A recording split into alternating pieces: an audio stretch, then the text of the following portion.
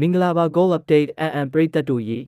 ညကပဲဥရောပချန်ပီယံလိရဲ့အဆင့်မြင့်ရှုံးထွက်ပွဲစဉ်တွေပြီးဆုံးသွားခဲ့ပါပြီဒီပွဲစဉ်တွေအတွင်းမှာဘသူတွေကအံ့အားသင့်စရာအကောင်းဆုံးလဲဘလို့ထူးခြားတဲ့အချက်လက်တွေရှိခဲ့လဲဆိုတာကိုဒီနေ့ဗီဒီယိုမှာစူးစီးတင်ဆက်ပေးသွားမှာပါ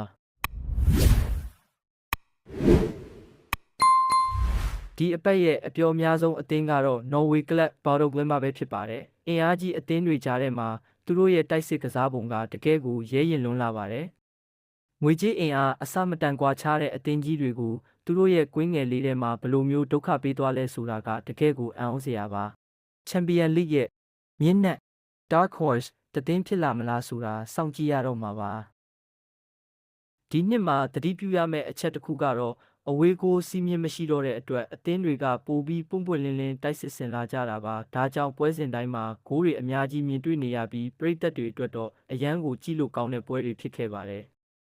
တစ်ဖက်မှာလည်းနာမည်ကြီးအသင်းကြီးအချို့ကတော့ရှုံးထွက်အဆင့်မှာတော်တော်လေးရုန်းကန်ခဲ့ရတာကိုတွေ့ရပါတယ်အထူးသဖြင့်ခံစစ်ပိုင်းအားနည်းချက်တွေကြောင့်အိမ်ကွင်းမှာတင်ဂိုးပြတ်ရှုံးနေတာမျိုးကစားသမားအတိကဒဏ်ရာရတာမျိုးတွေကဒီနှစ်ချန်ပီယံလိရဲ့အလှည့်ပြောင်းတွေဖြစ်လာနိုင်ပါတယ်ကဲတငယ်ချင်းတို့ရောဒီနှစ်ချန်ပီယံလိမှာဘယ်အသင်းကဘိုးဆွဲသွားမယ်လို့ထင်ပါသလဲဘိုဒိုဂျီလန်ရဲ့ခြေစွမ်းအပေါ်ရောဘယ်လိုမြင်ကြလဲကွန်မန့်မှာဝင်ရောက်ဆွေးနွေးပေးခဲ့ပါဦး